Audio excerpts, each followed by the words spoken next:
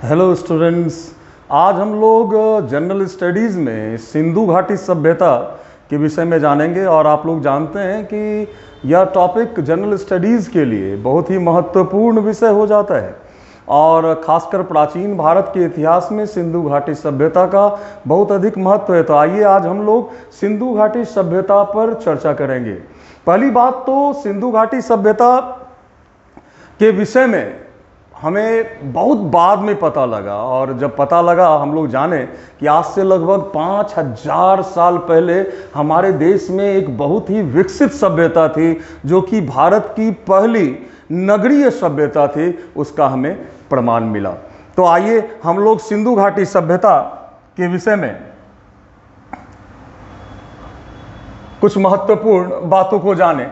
पहली बात तो यह सभ्यता जो है वो आदि इतिहास की श्रेणी में आता है।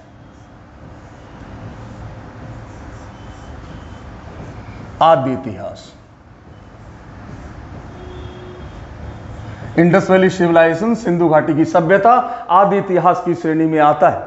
और आप लोग जानते हैं कि आदि इतिहास के वैसे कालखंड को कहते हैं जिसको जानने के लिए हमारे पास लिखित प्रमाण और पुरातात्विक प्रमाण दोनों उपलब्ध हैं, परंतु लिखित प्रमाण को हम पढ़ नहीं पाए हैं, क्योंकि इंडस वैली सिविलाइजेशन का जो लिपि है, ब्रास्टोफेंडम लिपि, उसको अभी तक पढ़ा नहीं जा सकता। इस जो कि एक पिक्टोग्राफ है, उसको अभी तक पढ़ा नहीं जा सका है, इसलिए यह सभ्यता आदि इतिहास की श्रेणी में आता है। और हम लोग इसके इतिहास को जानने के लिए पुरातात्विक प्रमाणों पर ही निर्भर हैं।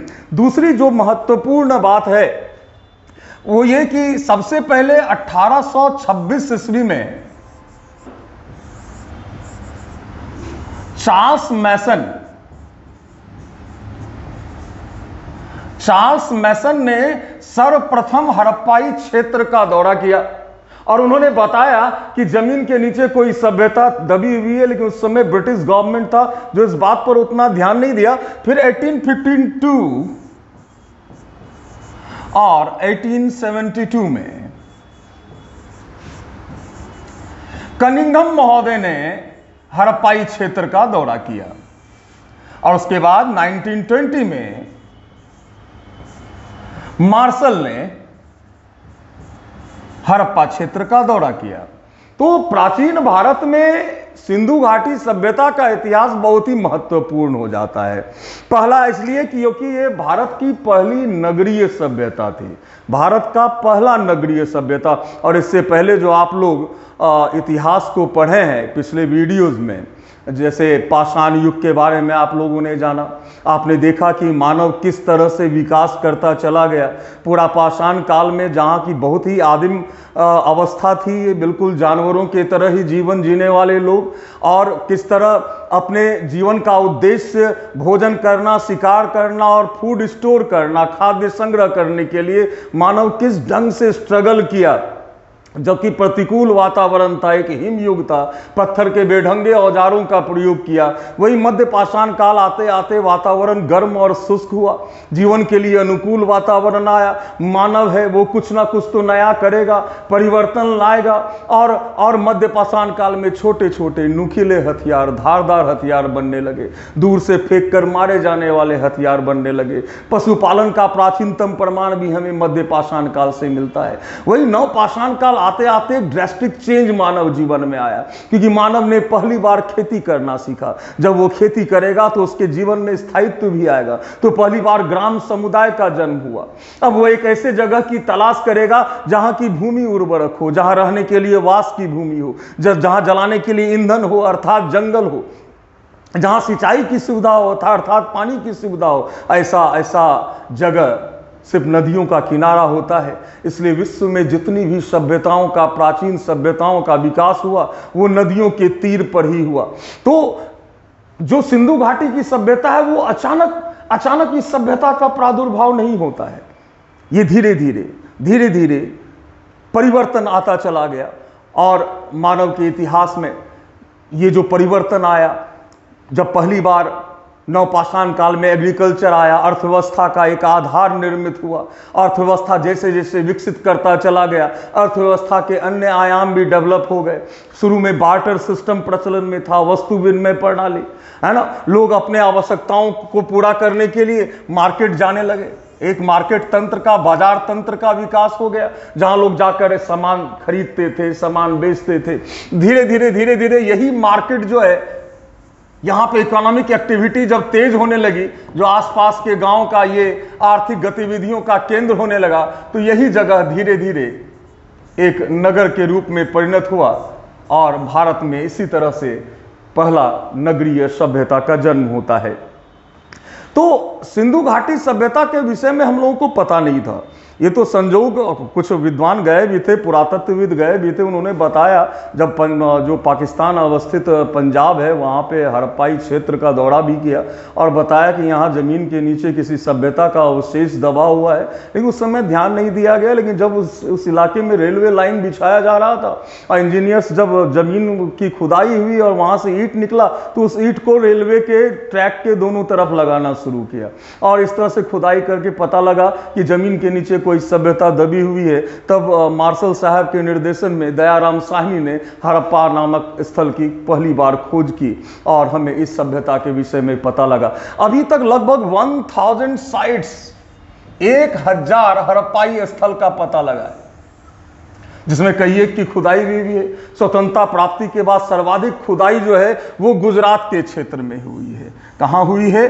तो गुजरात के क्षेत्र में सबसे अधिक खुदाई हुई है। तो हम लोग सबसे पहले जाने कि सिंधु घाटी सभ्यता का राजनीतिक विस्तार कहाँ से कहाँ तक है।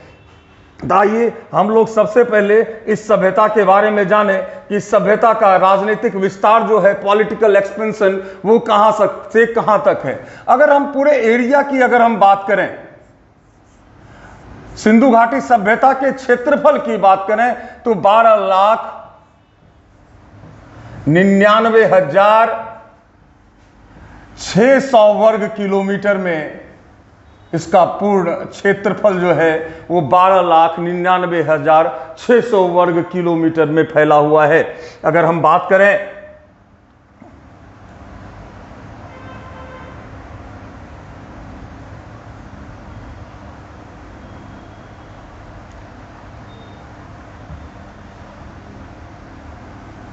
मैंने बताया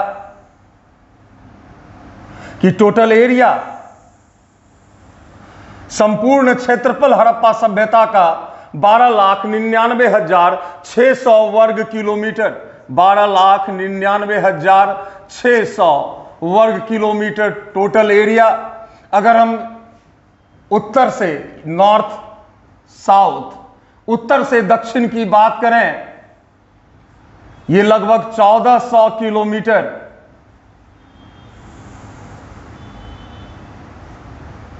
अगर हम पूरब से पश्चिम की बात करें, ये लगभग 1600 किलोमीटर है। और ये पूरा हड़प्पाई क्षेत्र एक ट्रायंगल नुमा स्ट्रक्चर बनाता है, एक त्रिकोणात्मक आकार बनाता है, ट्रायंगुलर स्ट्रक्चर क्रिएट करता है। ये संपूर्ण हड़प्पा क्षेत्र में अगर हम सबसे उत्तरी छोर की अगर बात करें, हड़प्पाई क्षेत्र का सबसे उत्तरी छोर कहां था? तो उत्तरी छोर था मांडा, जो कि जम्मू एंड कश्मीर में अवस्थित है। सबसे दक्षिणी छोर था दायमाबाद,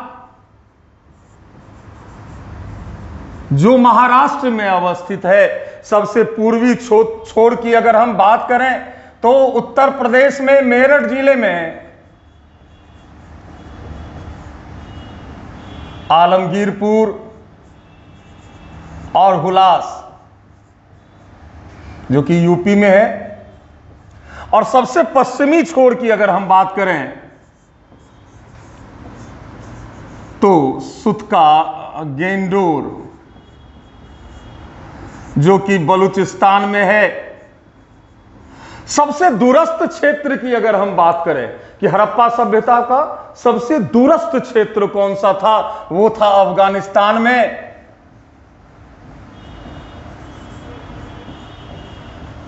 सोरतुघई।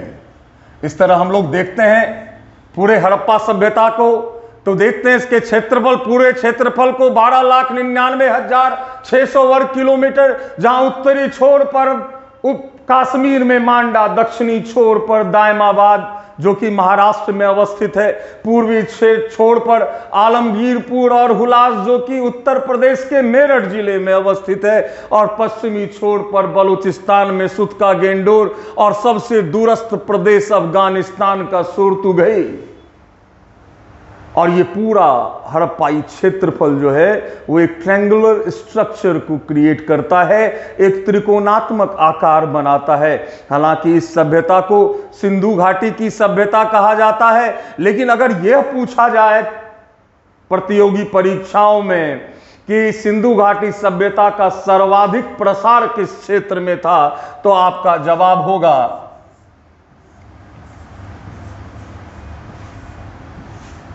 घग्गर हाकरा क्षेत्र। तो आप लोगों ने जाना कि इसका सर्वाधिक प्रसार जो है वो घग्गर हाकरा क्षेत्र में है। और ये जानना बहुत जरूरी है कि सिंधु घाटी सभ्यता के जो साइट्स मिले हैं वो किन किन क्षेत्रों से, कुछ महत्वपूर्ण साइट्स के बारे में आप सबों को जानकारी होनी चाहिए और वहां से प्रश्न पूछा जाता है। आइए हम लोग देखते हैं हड़प्पा सभ्यता के कुछ महत्वपूर्ण साइट्स को। सबसे पहली बात कि इस सभ्यता को सिंधु घाटी की सभ्यता, हड़प्पा संस्कृति, हड़प्पा सभ्यता, सिंधु सभ्यता जैसे कई नामों से बुलाया जाता है, लेकिन सबसे उपयुक्त नाम हड़प्पा संस्कृति है। पिछले वीडियो में मैंने बताया था इस संदर्भ में कि पुरातत्व विभाग जो है वो जब भी किसी नए संस्कृति या सभ्यता की खोज करता है, जो पहला साइट जिसकी खुदाई होती है उस साइट के नाम पर उस सभ्यता या संस्कृति का नाम रख दिया जाता है। इसलिए अगर यह प्रश्न आए कि हड़प्पा सभ्यता का सबसे उपयुक्त नाम क्या है सिंधु घाटी सभ्यता का, तो आप हड़प्पा सभ्यता या हड़प्पा संस्कृति नाम लेंगे। तो आइए, और यह भी मैंने बताया कि अभी तक 1000 साइट्स की खुदाई हुई है और कुछ स्थलों के बारे में हम लोगों को जानकारी और नए नए स्थलों के बारे में भी हो रहा है। और जैसे कि लेटेस्ट जो गुजरात में धौलावीरा एक बहुत बड़ा साइट है, धौलावीरा जहां के बारे में हमें जानकारी मिली है, तो वो अन्य साइट से थोड़ा सा अलग भी है जिसकी चर्चा हम लोग करेंगे। तो आइए हम लोग देखें कि कौन कौन सा महत्वपूर्ण स्थल। सबसे पहले हम सिंध की बात करें।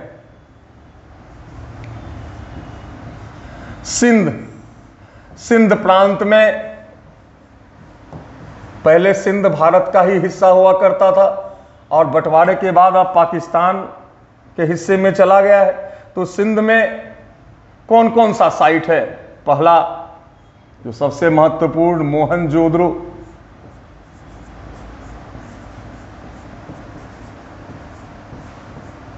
दूसरा चनहूदरो, तीसरा जुडेर जोदड़ो, चौथा आमरी, पांचवा कोटदीजी,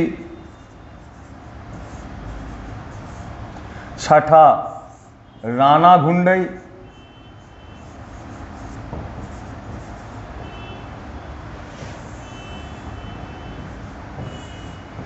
रहमान ढेरी,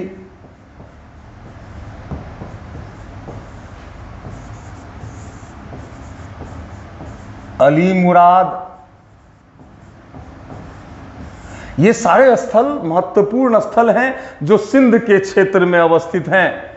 मोहनजोदड़ो, चनहूदरो, जुडेर जोदड़ो, आमरी, कोटदीजी, राना घुंडई, रहमान ढेरी, अली मुराद, ये बहुत ही महत्वपूर्ण साइट्स हैं जो कि सिंध के क्षेत्र में मिले हैं। आइए अब हम देखें कि बलूचिस्तान के क्षेत्र से हमें कौन कौन से हड़प्पाई स्थल प्राप्त हुए हैं। बलूचिस्तान से एक बात गौर करने वाला है कि जितने भी साइट्स मिले हैं वो पोर्ट हैं, वो एक बंदरगाह हैं। है ना। इस चलते बलूचिस्तान के सभी साइट्स बहुत ही महत्वपूर्ण हैं। और हड़प्पा सभ्यता में बरसात के दिनों में जो जहाज खुलते थे वो बलूचिस्तान के बंदरगाहों से ही खुलते थे। इसलिए बलूचिस्तान के जो साइट्स हैं वो बहुत इंपॉर्टेंट हो जाते हैं। पहला सुतका गेंडोर, सुतका गेंडोर, दूसरा सुतका कोह, तीसरा बालाकोट, चौथा डाबरकोट और पांचवा मेहरगढ़। ये बहुत ही इंपॉर्टेंट साइट बलूचिस्तान का, सुतका गेंडोर, सुतका कोह, बालाकोट, डाबरकोट और मेहरगढ़। अब हम लोग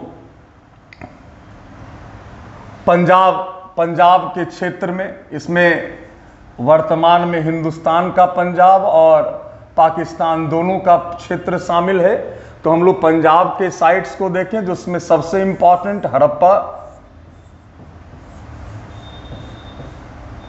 दूसरा रोपर जिसे हम लोग रूपनगर भी कहते हैं,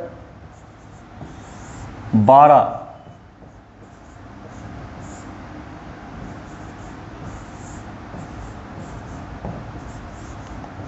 संघोल। पंजाब के क्षेत्र में हड़प्पा, रोपर, बारा और संघोल बहुत ही महत्वपूर्ण क्षेत्र हैं, जिसके बारे में आपको जानकारी होनी चाहिए। अब हम लोग देखें कि हरियाणा, पंजाब के बगल में हरियाणा है, तो हरियाणा के महत्वपूर्ण स्थल कौन कौन से हैं? इसमें बनवाली,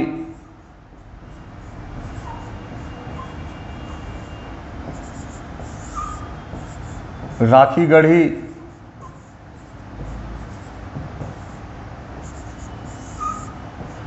मिताथल,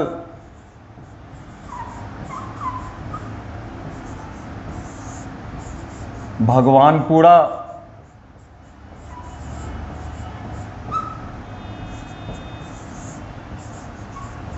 कुनाल इंपॉर्टेंट साइट्स हैं हरियाणा में। अब हम लोग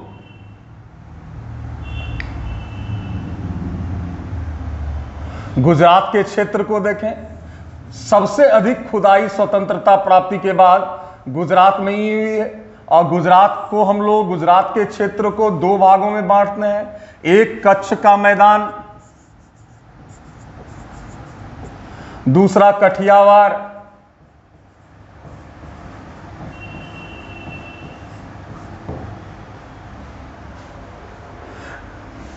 कच्छ के मैदान में सुरकोटरा,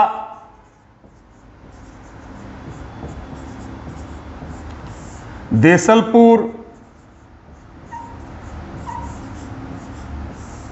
धौलावीरा इंपॉर्टेंट साइट्स हैं। और कठियावाड़ में लोथल,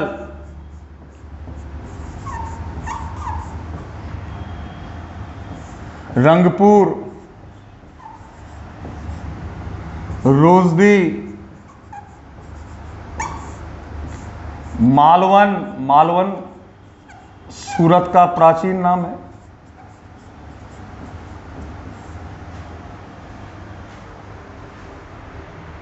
भगतराव,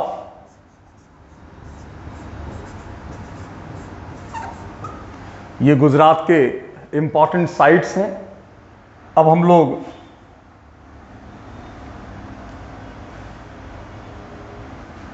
अगर अफगानिस्तान की बात करें, अफगानिस्तान में सोरतुघई। अगर हम राजस्थान की बात करें, राजस्थान में कालीबंगा। अगर हम बहावलपुर क्षेत्र की बात करें,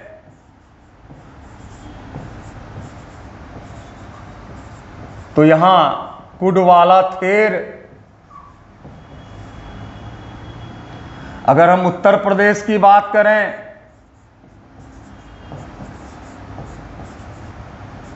तो यहां आलमगीरपुर,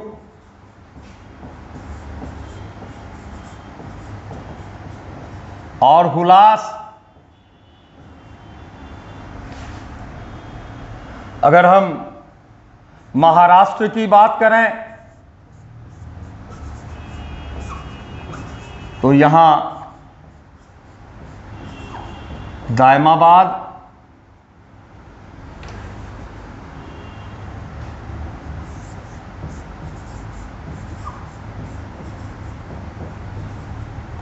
जम्मू और कश्मीर की बात करें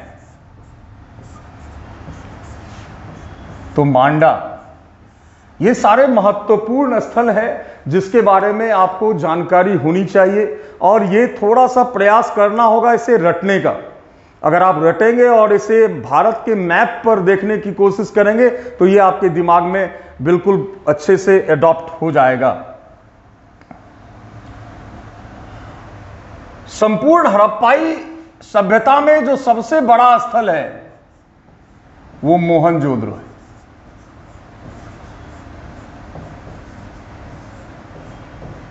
और भारत के सबसे बड़े स्थल की अगर बात करें तो धौलावीरा है। हालांकि कुछ किताबों में राखीगढ़ी मिलता है, लेकिन जो लेटेस्ट रिसर्च है उसके अनुसार धौलावीरा सबसे बड़ा साइट है, जिसकी चर्चा हम लोग बाद में करेंगे।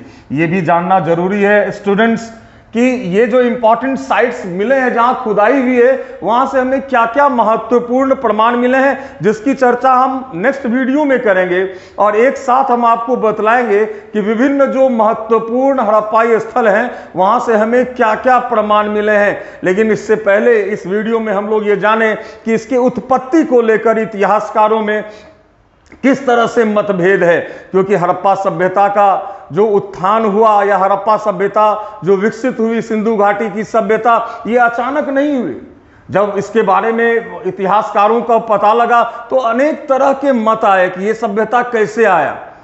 किसी ने बताया कि बाह्य कारकों के प्रभाव में इस सभ्यता का जन्म हुआ, और फिर हमारे देश में ही कई अनुसंधान हुए हैं, शोध हुए हैं, उससे भी हम लोग एक निष्कर्ष पर पहुंचे हैं, एक मान्य मत आया है। तो जो सबसे पहली बार बोला गया इस सभ्यता की उत्पत्ति को लेकर वो था कि मेसोपोटामिया के, अगर हम उत्पत्ति की बात करें तो एक मत ये आता है कि मेसोपोटामिया के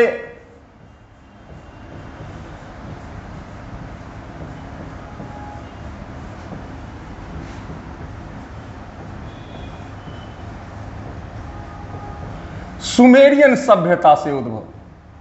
मेसोपोटामिया के सुमेरियन सभ्यता, मेसोपोटामिया इराक का प्राचीन नाम है, और सिंधु घाटी सभ्यता से कुछ पुरानी ही सभ्यता वहां पे थी जिसका नाम मेसोपोटामिया की सभ्यता था। और कई इतिहासकारों का मानना है कि वहां से लोग यहाँ आए भारत में, और भारत में एक नए सभ्यता को जन्म दे दिया, नगरीय सभ्यता को, जिसे हम सिंधु घाटी सभ्यता के नाम से जानते हैं। इस तरह का जो विचार है वो इतिहासकारों में अगर हम बात करें तो D D. Kaushambi,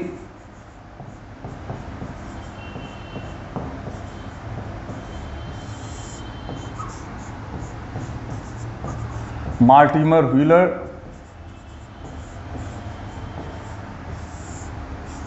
Cramer,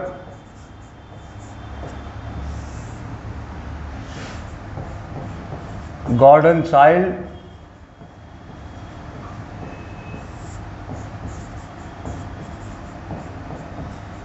Leonard Woolley, Kramer, इन सब इतिहासकारों का मानना था कि इस सभ्यता का जो उद्भव हुआ वो मेसोपोटामिया के सुमेरियन सभ्यता से हुआ। डी.डी. कोशाम्बी का तो यहां तक मानना था कि मेसोपोटामिया की सभ्यता सिंधु घाटी की सभ्यता, इन सब सभ्यता के जो जनक थे वो एक ही मूल के व्यक्ति थे। क्रैमर का इन सब का मानना है कि लगभग 2800-2900 BC के आसपास मेसोपोटामिया की सभ्यता से लोग भारत आए और यहाँ के वातावरण के अनुसार एडजस्ट करके वो एक नए संस्कृति को जन्म दिया, जिसे हम सब हड़प्पा सभ्यता के नाम से जानते हैं। और कई तरह के तर्क इन इतिहासकारों के द्वारा दिए गए। उन्होंने बताया कि ये दोनों सभ्यता एक नगरीय सभ्यता थी, और चूंकि मेसोपोटामिया की सभ्यता सिंधु घाटी सभ्यता से प्राचीन थी, इसलिए वहां के लोग यहां आकर इस सभ्यता को जन्म दिए। इनका यह मानना था कि दोनों सभ्यता के लोगों को लिपि का ज्ञान था। जो सिमिलरिटीज बताया है इन इतिहासकारों ने, यह आप लोग को भी समझना चाहिए ताकि आपकी अवधारणा विकसित हो। यह बताया गया कि दोनों सभ्यता नगरीय सभ्यता थी और दोनों सभ्यता के स्थापत्य में पकी ईंट का प्रयोग हुआ। उन्होंने ये सिमिलरिटी बतलाया कि दोनों सभ्यता के लोगों को धातुओं का ज्ञान था। क्या इन सब बातों के आधार पर हम यह प्रमाणित कर सकते हैं कि सिंधु घाटी सभ्यता का जन्म मेसोपोटामिया की सभ्यता से हुआ, जबकि कई मौलिक अंतर हैं दोनों सभ्यताओं के बीच में? दोनों सभ्यता नगरीय सभ्यता थी, लेकिन दोनों सभ्यता के नगर नियोजन में बहुत अधिक अंतर है। दोनों सभ्यताओं के स्ट्रक्चर्स में अंतर है। जहां मेसोपोटामिया की सभ्यता में पिलर्स बहुत पाए गए हैं वहां के स्ट्रक्चर्स में, सिंधु घाटी सभ्यता में ऐसा नहीं मिलता, अगर हम कुछ अपवाद को छोड़ दें। दूसरी बात कि मेसोपोटामिया की सभ्यता में पुरोहितों का शासन था, जबकि सिंधु घाटी सभ्यता में शिल्पियों और व्यापारियों का शासन था। यह बात सही है कि दोनों सभ्यता के लोगों को लिपि का ज्ञान था, लेकिन दोनों की लिपि में अंतर है। जहां मेसोपोटामिया की सभ्यता की लिपि वहां 900 अक्षर है और सिंधु घाटी की सभ्यता के लिपि में 400 से 450 अक्षर है, 64 मूल चिन्ह है। जहां मेसोपोटामिया सभ्यता की लिपि एक कीलनुमा लिपि थी, वहीं इंडस वैली सिविलाइजेशन की जो लिपि थी वो पिक्टोग्राफ था, चित्राक्षर लिपि थी। तो दोनों सभ्यताओं की लिपियों में भी अंतर है। हालांकि दोनों सभ्यता के लोगों को ज्ञान था धातुओं का, मेटल्स का, लेकिन जो भी सामान का, धातुओं से जो सामान बनाए जाते थे उसकी जो बनावट है उसमें कई अंतर है। सिंधु घाटी सभ्यता में सिंचाई के लिए बांध बनाए जाते थे, वही मेसोपोटामिया की सभ्यता में नहरों का जाल मिला है। वहां कई कई छोटे छोटे कब्र मिले हैं, वैसा प्रमाण सिंधु घाटी सभ्यता में नहीं मिलता। अगर मेसोपोटामिया के लोगों ने इस सभ्यता को जन्म दिया होता तो कई सिमिलरिटीज होती। इसलिए हम लोग इस विदेशी उत्पत्ति के सिद्धांत को नहीं मानते हैं। तो आप लोग को यह याद रखना है कि किन किन लोगों ने कहा कि मेसोपोटामिया के सुमेरियन सभ्यता से इंडस वैली सिविलाइजेशन की उत्पत्ति हुई। आइए देखें कि दूसरा क्या विचार दिया गया है इसके उत्पत्ति के संदर्भ में।